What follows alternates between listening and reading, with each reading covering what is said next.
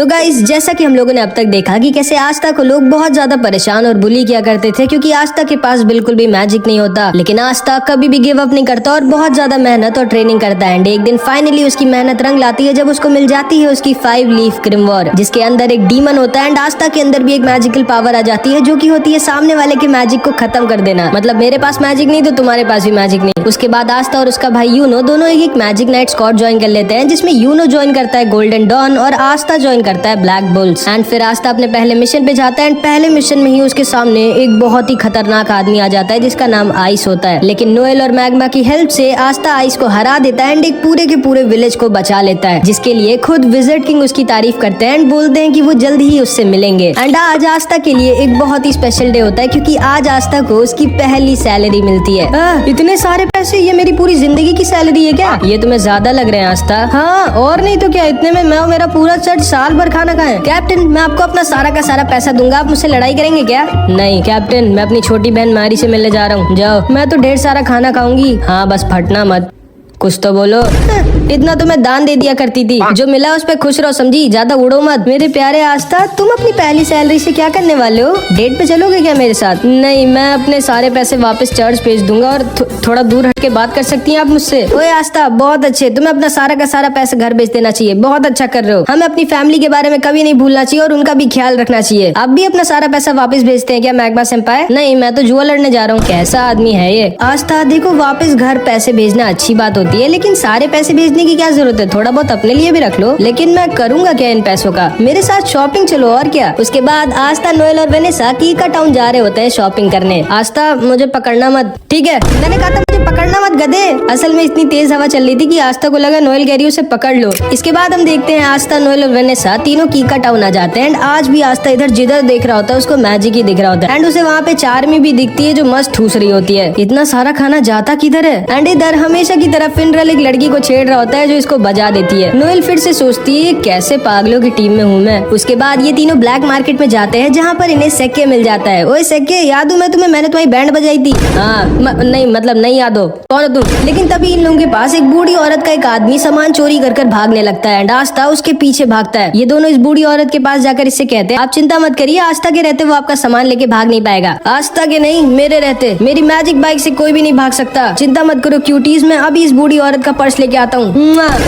कौन लड़का है ये? एंड सेक्के भी उस चोर के पीछे अपनी बाइक से भागता है। इधर हम देखते हैं आस्था इस चोर का पीछा कर रहा होता है एंड ये चोर बोलता है तुम कभी भी मुझे नहीं पकड़ सकते बच्चे, जब तक मैं अपने मैजिक क्लाउड पे हूँ। एंड तभी आस्था अपनी तलवार निकालकर इस चोर की क्लाउड की तरफ फेंक देता है एंड उसके मैजिक क्लाउड को बीच से काट देता है। एंड ये आदमी नीचे गिरने वाला होता है, नीचे से सेक्के उसको अपनी बाइक से ठोक देता है। आस्था को सेक्के की बाइक बहुत कूल लगती है एंड सेक्के बोलता है मैंने तुम्हें पकड़ लिया चोर, अब तुम भाग नहीं सकते। लेकिन तभी ये चोर सेक्के के पैर पे एक पॉइजन वाला चाकू मार देता है एंड सेक्के वहीं पर गिर जाता है। सेक्के, तुम ठीक तो? हाँ आस्था, मेरे जाने का टाइम आ गया है, माफ करना, मैंने तुम्हें एंट्रेंस एग्जाम में धोखा दिया था। चुप रहे भाई, मैं कभी भी तुमसे गुस्सा नहीं था, तुम अभी भी मेरे दोस्त हो सेक्के। थैंक यू आस्था, लेकिन अब मुझे जाना होगा। क्या नाटक कर रहे हो, ये बस खुजली वाला पॉइजन है, लो अब ठीक हो जाओगे तुम। एंड इसके बाद सेक्के उस चोर को लेके अपने साथ वहाँ से चला जाता है। उसके बाद आस्था इस बूढ़ी औरत को उसका पर्स वापस कर देता है। अपना ध्यान रखिएगा दादी माँ। एंड आस्था, नोएल और वेनेसा इस बूढ़ी औरत को उसका सामान देकर वापस चले जाते हैं। एंड अभी ये बूढ़ी औरत अपना असली चेहरा दिखाती है, एक स्वॉर्ड जो कि सारे मैजिक को खत्म कर देती है। यामी की टीम में तो एक बहुत ही कमाल का मेंबर आया इस बार। एंड ये आदमी कोई और नहीं बल्कि असलियत में विज़र्ड किंग होता है। एंड इसने जैसा कहा होता है कि ये आस्था से मिलने आएगा, ये इसीलिए आस्था से मिलने आया होता है। सर आप फाइनली मिल गए मुझे, कहाँ हैं आप? अरे मैं तो बस ऐसे ही अपने किंगडम में घूम रहा हूँ मार्क्स, कम से कम बता कर तो जाया करिए सर, आप ऐसे नहीं गायब हो सकते, आप इस किंगडम के किंग है। ठीक है मार्क्स, मैं बस आ रहा हूँ वापस। लेकिन तभी विज़र्ड किंग को यूनो हवा में उड़ता हुआ दिख जाता है। मार्क्स, मुझे थोड़ा सा और टाइम चाहिए। ठीक है सर, जल्दी वापस आइएगा। एंड विज़र्ड किंग यूनो की तरफ निकल जाते हैं। इधर हम देखते हैं यूनो, क्लॉस और उसकी एक टीममेट मिमोसा को मिशन मिला होता है सलीम का बॉडीगार्ड बनने का, जिसको यूनो ने एंट्रेंस एग्जाम में हराया था। हमेशा की तरह क्लॉस यूनो को देखकर मुंह बना रहा होता है। तभी सलीम कहता है वैसे यूनो मानना तो पड़ेगा, तुम भले ही एक नोबल फैमिली के नहीं हो लेकिन तुम फिर भी बहुत ज्यादा स्ट्रांग हो और तुम्हारे पास एक 4 लीफ ग्रिमवॉर भी है। मे बी शायद तुम सच में फ्यूचर में विज़र्ड किंग बन जाओगे। फिर मैं अपने बच्चों से कहूंगा मैंने बचपन में विज़र्ड किंग के साथ लड़ाई की थी एंड वो एक दिन के लिए मेरा बॉडीगार्ड भी बने थे। वैसे तुम्हें कोई दिक्कत तो नहीं है ना मेरा बॉडीगार्ड बनने में? असल में मेरी जान के पीछे कुछ बहुत ही ज्यादा स्ट्रांग लोग पड़े हैं, इसीलिए मैंने तुम्हें एज अ बॉडीगार्ड चुना था। नहीं कोई दिक्कत नहीं है, बस दोबारा मुझे अपना बॉडीगार्ड मत चुनना। तभी मिमोसा बोलती है, क्लॉस सेनपाई वो बादल थोड़े से अजीब नहीं है? हाँ, मैं ऊपर देख कर आता हूँ। नहीं यूनो, अकेले मत जाना, ये मेरा ऑर्डर है। लेकिन यूनो इसकी बात कभी सुनता ही नहीं है एंड यूनो ऊपर उन बादलों को देखने के लिए निकल जाता है। लेकिन तभी उसके ऊपर कुछ मैजिशियंस अटैक कर देते हैं। यूनो नीचे गिर जाता है, लेकिन तभी वो अपने विंड ईगल मैजिक से उन सबको हरा देता है एंड वो सब वहाँ से भाग जाते हैं। सलीम यूनो के पास आता है और उसे थैंक यू बोलता है उसको बचाने के लिए। उसके बाद वो उससे कहता है, चलो ना यूनो, तुम्हारे विलेज चलते हैं जहाँ पर तुम रहते थे। मुझे देखना है कि तुम्हारे जैसा स्ट्रॉन्ग लड़का कहाँ पर पला बड़ा हुआ है। पर सर, ये हमारे मिशन में नहीं और फालतू में आपको अपना टाइम वेस्ट क्यों करना है? नहीं क्लॉस, मेरे पास बहुत टाइम है, चलो हम लोग चलते हैं। मेरा मन है यूनो का होम टाउन देखने का। एंड फिर यूनो, क्लॉस, मिमोसा और सलीम यूनो के चर्च पे ऐसे ही घूमने आ जाते हैं। यूनो को देखकर सिस्टर लिली, फादर और सारे बच्चे बहुत खुश हो जाते हैं। आस्था नहीं आया क्या? नहीं, वो बाद में आएगा कभी। इसके बाद ये सारे लोग यूनो के चर्च के अंदर बैठकर खाना खा रहे होते हैं एंड सिस्टर लिली बाहर जाती है वेल से सबके लिए पानी लेने। बट जब वो वापस आ रही होती है तभी उसको कुछ लोग किडनैप कर लेते हैं। यूनो को सिस्टर लिली के चिल्लाने की आवाज आती है एंड वो भागते हुए बाहर जाता है तो देखता है जिन लोगों ने यूनो पर पहले अटैक किया था वही सिस्टर लिली को किडनैप कर ले गए। सलीम बोलता है, ये सब मेरी वजह से हुआ है, मुझे यहाँ आना ही नहीं चाहिए था। वो लोग मेरे पीछे पड़े थे एंड मेरी वजह से अब तुम्हारी फैमिली दिक्कत में है यूनो। ये दोनों यूनो का पैर पकड़कर रोने लगते हैं कि प्लीज सिस्टर लिली को बचा लो यूनो। एंड फादर भी तैयार हो जाते हैं सिस्टर लिली को बचाने जाने के लिए। लेकिन यूनो फादर से बोलता है, नहीं, आप यहीं पर रहिए और सबका ख्याल रखिए, मैं सिस्टर लिली को वापस लेकर आता हूँ। लेकिन तभी क्लॉस बोलता है, नहीं, तुम कहीं नहीं जाओगे यूनो, भूलो मत, हमारा मिशन तुम्हारी सिस्टर लिली की नहीं बल्कि सलीम की प्रोटेक्शन करना है। एंड यहाँ की लोकल पुलिस तुम्हारे सिस्टर लिली को बचा लेगी, चिंता मत करो। अब आओ बैठो मेरे साथ, हम लोग वापस जा रहे हैं। मैक्स बोलता है, पागल हो क्या तुम? यूनो हमारी सिस्टर लिली को ऐसे ही छोड़ के नहीं जा सकता। क्लॉस बोलता है, ये मेरा ऑर्डर है यूनो, जल्दी आके बैठो, हम जा रहे हैं यहाँ से। लेकिन यूनो तो स्टार्टिंग से इसकी बात नहीं सुनता एंड यूनो इसको इग्नोर कर वहाँ से निकल जाता है सिस्टर लिली को बचाने। यूनो के सामने 3 स्ट्रॉन्ग मैजिशियंस आते हैं एंड यूनो आसानी से इन सबको हरा देता है। लेकिन चौथे वाले ने सिस्टर लिली को एज अ हॉस्टेज लिया होता है एंड इसीलिए यूनो इसके ऊपर अटैक नहीं कर सकता था। ये यूनो से कहता है, चुपचाप मेरे को अपनी ग्रिमवॉर दे दो बच्चे, अगर तुम अपनी सिस्टर लिली की सलामती चाहते हो। एंड यूनो के पास कोई भी ऑप्शन नहीं होता, वो सिस्टर लिली को बचाने के लिए अपनी ग्रिमवॉर इसको देने वाला होता है। लेकिन तभी चुपके से क्लॉस पीछे से अपने मैजिक से इस आदमी के ऊपर अटैक कर उसको बेहोश कर देता है। यूनो क्लॉस से कहता है, आप यहाँ क्या कर रहे हो? कुछ नहीं, बस इतनी बेइज्जती करवाने के बाद भी बेशर्मों की तरह तुम्हारी मदद करने आया हूँ मैं, और क्या। आखिर तुम कभी मेरा ऑर्डर क्यों नहीं मानते हो यार? यूनो इससे पूछता है कि आखिर इन लोगों ने सिस्टर लिली को क्यों किडनैप किया, जिसपे क्लॉस बोलता है, मुझे पहले से ही सलीम पे शक था, वो एक नोबल होने के बाद भी इतने छोटे से विलेज में आकर तुम्हारे चर्च पर खाना क्यों खाएगा? कहना क्या चाहते हो आप? यही कि ये सारे के सारे सलीम के पीछे नहीं पड़े बल्कि ये सब सलीम के आदमी है एंड ये सारे लोग सलीम के पीछे नहीं बल्कि तुम्हारे पीछे पड़े थे ताकि ये तुम्हारी ग्रिम वॉर तुमसे ले सके। एंड फिर मिमोसा अपने मैजिक से सलीम के मुंह से उसका सारा का सारा सच बाहर निकलवा लेती है। सलीम बोलता है, ये सब मैंने यूनो से बदला लेने के लिए किया था, मैं उससे उसकी ग्रिम वॉर छीन लूंगा क्योंकि उसकी वजह से मैं एंट्रेंस एग्जाम में फेल हो गया था और इसीलिए मैंने यूनो को अपना गार्ड चुना था ताकि मैं उसके ऊपर अटैक करवाकर उसकी ग्रिम वॉर उससे छीन सकूं। मैं तुम्हें छोड़ूंगा नहीं यूनो। जिसको सुनकर सिस्टर लिली गुस्सा हो जाती है एंड सलीम को एक वाटर पंच मारकर सुला देती है एंड सलीम का प्लान पूरी तरह से फेल हो जाता है। चलो ठीक है, अब तो तुम लोग पकड़े ही जा चुके हो, अब ये बताओ तुम लोगों का लीडर कहाँ छुपा बैठा है? लेकिन इन सबको पता ही नहीं होता है कि इनका लीडर कहाँ पर है क्योंकि इनके लीडर को पहले विजिट किंग ने पकड़ लिया होता है एंड वो फर्स्ट विजिट किंग के स्टैचू के सामने मस्त लेट कर आराम कर रहे होते हैं। आप कहाँ है सर? जानते हैं कितना काम बचा हुआ है और आप यहाँ मजे में सो रहे हैं? आ रहा हूँ बाबा, आ रहा हूँ। एंड इसके बाद यूनो और सारे लोग दोबारा से चर्च में हंसी खुशी खाना खाते हैं, फिर वो सब वापस निकल जाते हैं। अगले दिन विलियम यूनो की टीम की तारीफ करता है, मुबारक हो, विजिट किंग ने तुम लोगों की तारीफ करी एंड हमें सलीम की नोबल फैमिली के खिलाफ और भी कई गंदे कामों के लिए सबूत मिल गए एंड अब हम सलीम की फैमिली के ऊपर स्ट्रिक्ट एक्शन लेंगे। सर, आप पहले से जानते थे कि ये सब हम लोगों के साथ होगा?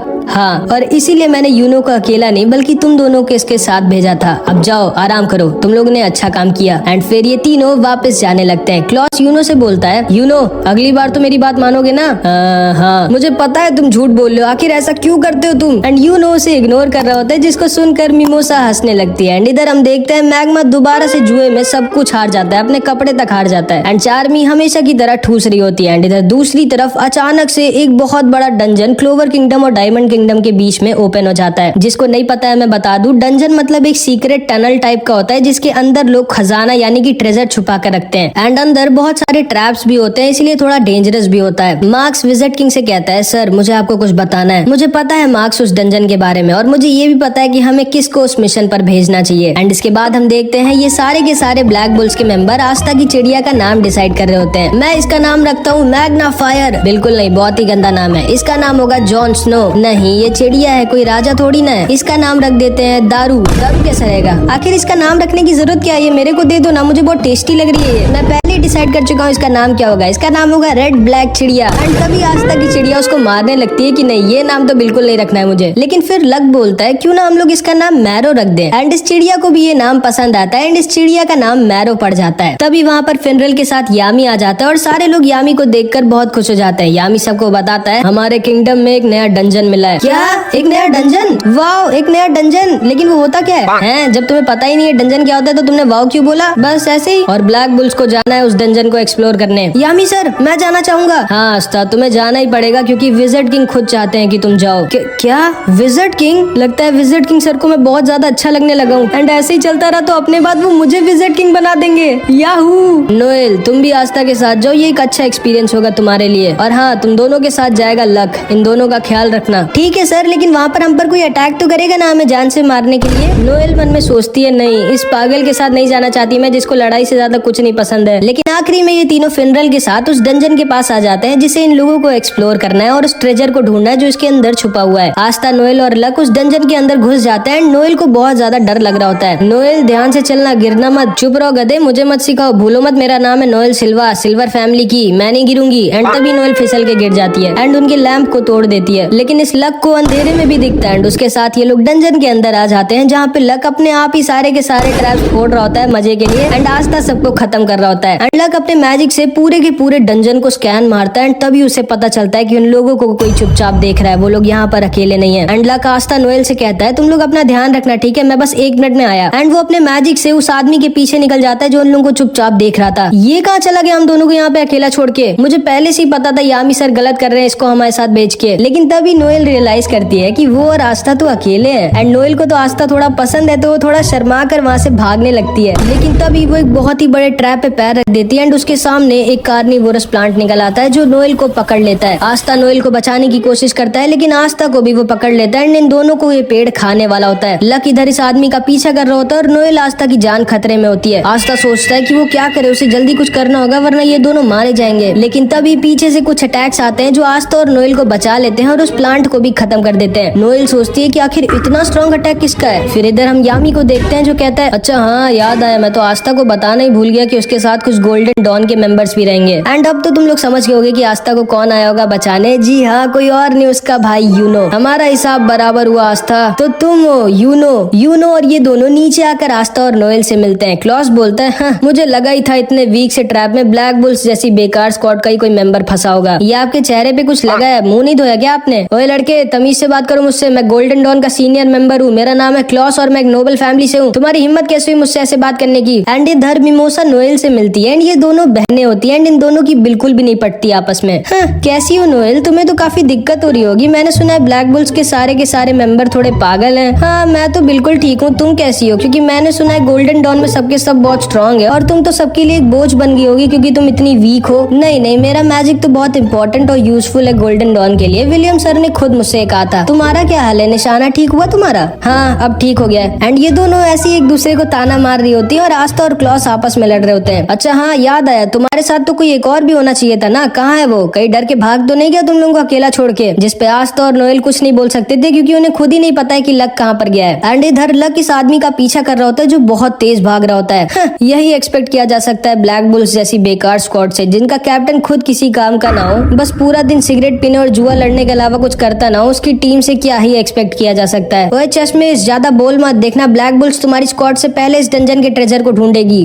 सपने में, पहले अपने टीममेट को तो ढूंढ लो, उसके बाद ट्रेजर को ढूंढना। चलो यूनो और मिमोसा। एंड फिर यूनो, मिमोसा और क्लॉस निकल जाते हैं ट्रेजर को ढूंढने। आस्था नोएल से कहता है जल्दी चलो, हम हार नहीं सकते इन सबसे। एंड ये दोनों भी निकल जाते हैं ट्रेजर को ढूंढने, लेकिन इन लोगों को बाहर जाने का रास्ता ही नहीं मिल रहा होता है। तभी मैरो उड़ती है और इन लोगों को बता देती है लो ये रास्ता है, चलो निकलो यहाँ से। एंड ये दोनों भी वहाँ से निकल जाते हैं। इधर हम देखते हैं विजिट किंग को एक सोल्जर बताता है कि डायमंड किंगडम ने भी कुछ मैजिक नाइट्स को डंजन को एक्सप्लोर करने के लिए भेजा है। लेकिन क्यों? जब वो डंजन क्लोवर किंगडम में खुला है तो डायमंड किंगडम के लोग क्यों आए? सर, हमें जल्दी जल्दी से कुछ करना चाहिए। चिंता मत करो मार्क्स, मैंने कुछ बहुत ही ज्यादा स्ट्रॉन्ग लोगों को उस डंजन में भेजा है, सब ठीक होगा। एंड विज़र्ड किंग ने बिल्कुल सही कहा होता है, क्योंकि लक ने इधर अकेले ही सारे के सारे डायमंड किंगडम के मैजिक नाइट्स को हरा दिया होता है। एंड सिर्फ एक आदमी बचा होता है जिसका नाम लोटस होता है। तो मैं देख सकता हूँ तुम काफी स्ट्रांग हो बच्चे, तुमने तो अकेले ही मेरे सारे के सारे चेलों को हरा दिया। हाँ, लेकिन तुम्हारे चेले बहुत वीक थे, तुम तो स्ट्रांग हो ना, क्योंकि मैं अभी किसी स्ट्रांग आदमी से लड़ने के लिए मर रहा हूँ। हाँ मैं स्ट्रांग तो हूँ, लेकिन मैं यहाँ से भाग रहा हूँ क्योंकि मेरा लड़ने का मन नहीं अभी। लेकिन तभी लक इसके ऊपर अटैक कर देता है एंड लोटस अपना मैजिक दिखाता है, जो कि होता है स्मोक मैजिक। तो तुम्हारे पास लाइटनिंग मैजिक है एंड तुम्हारी रोप से मुझे पता चल रहा है कि तुम ब्लैक बुल्स के मेंबर हो। मैं बता दूं कि मैं आज तक सिर्फ एक आदमी से ही फाइट में आ रहा हूँ, जो कि तुम्हारा कैप्टन यामी है। कोई बात नहीं, आज तुम दूसरी बार हारोगे, अब आओ लड़ो ना मुझसे। लेकिन तभी अचानक से लक को कुछ अजीब सा लगता है। लगता है मेरे पॉइजन ने असर दिखाना स्टार्ट कर दिया। असल में इस पूरे टाइम लोटस हवा में अपनी मैजिक से एक पॉइजन रिलीज कर रहा होता है, जिससे सामने वाले की स्पीड बहुत ज्यादा कम हो जाती है और सामने वाले को चक्कर भी आते हैं। एंड उस मैजिक की वजह से लक को भी चक्कर आने लगते हैं एंड वो वहाँ पर गिर जाता है। अब तुम आराम करो बच्चे, मेरे पास बहुत काम है, मुझे अपने लीडर को भी ढूंढना है। एंड ये कह के लोटस वहाँ से जाने लगता है, लेकिन तभी लक दोबारा से इसके ऊपर अटैक कर देता है एंड इस बार वो पिछली बार से भी ज्यादा फास्ट होता है। कैसे? आखिर ये बच्चा अभी भी इतना तेज कैसे है? जिस पे लक बोलता है, मेरे पास लाइटनिंग मैजिक नहीं है, मैं खुद लाइटनिंग हूँ, और तुम बिजली को कितना भी स्लो कर लो आखिरी में वो रहेगी फास्ट ही। एंड तुम जा कर रहे हो, अभी तो हमारी लड़ाई शुरू भी नहीं हुई। एंड इधर हम देखते हैं क्लॉस, मिमोसा और यूनो उस डंजन के ट्रेजर गेट के पास पहुंच जाते हैं, जहाँ पे उस डंजन का ट्रेजर रखा है। लेकिन तभी अचानक से लोटस का लीडर मिमोसा को पीछे से इंजर्ड कर देता है। कौन हो तुम? सामने से हटो मेरे। इस लड़के का नाम मार्स होता है एंड ये डायमंड किंगडम का प्रिंस होता है एंड ये बहुत ही ज्यादा स्ट्रांग होता है, आइस से भी ज्यादा स्ट्रांग। एंड इसके पास डायमंड मैजिक होता है। मिमोसा अपने आप को हील करने लगती है। यूनो और क्लॉस साथ में से लड़ रहे होते हैं, लेकिन ये अकेला इन दोनों पर भारी पड़ रहा होता है। क्लॉस यूनो से बोलता है, यूनो जल्दी मिमोसा को लेकर यहाँ से निकलो, मैं इसको रोक कर रखता हूँ, लेकिन आप अकेले इसके सामने नहीं टिकोगे, ये बहुत स्ट्रांग है। मैं जानता हूँ इसके सामने मैं नहीं टिकूंगा, ना तो हम दोनों साथ में इसके सामने टिकेंगे, लेकिन अभी हमें मिमोसा को बचाना होगा। तुम जल्दी से मिमोसा को यहाँ से लेके निकलो और वापस बैकअप लेके आना। हम इस डंजन के ट्रेजर को डायमंड किंगडम के हाथ में नहीं लगने दे सकते। मैं एक डिकॉय की तरह इसको रोक कर रखता हूँ, तुम जल्दी जाओ और बैकअप लेके आना। लेकिन यूनो फिर से इसकी बात नहीं सुनता और कहता है, नहीं, हम लोग एक टीम बनकर आए थे और हम लोग जाएंगे भी एक टीम बनकर। लेकिन मैं बता दूं कि यूनो अभी इसको अकेला नहीं हरा सकता, क्योंकि ये बहुत ही ज्यादा स्ट्रांग है। एंड इधर हम देखते हैं कि इस आदमी ने धोखे से लक को पकड़ लिया होता है। ठीक है बच्चे, अब तुम्हारा मरने का टाइम आ गया है। एंड आस्था और नोएल भी इधर ट्रेजर को ढूंढ रहे होते हैं। एंड इसके बाद जो हुआ वो बहुत ही ज्यादा शॉकिंग था, जो कि हम अगले पार्ट में देखेंगे। इस पार्ट में इतना ही। आई होप कि तुमको ये वीडियो अच्छी लगी हो।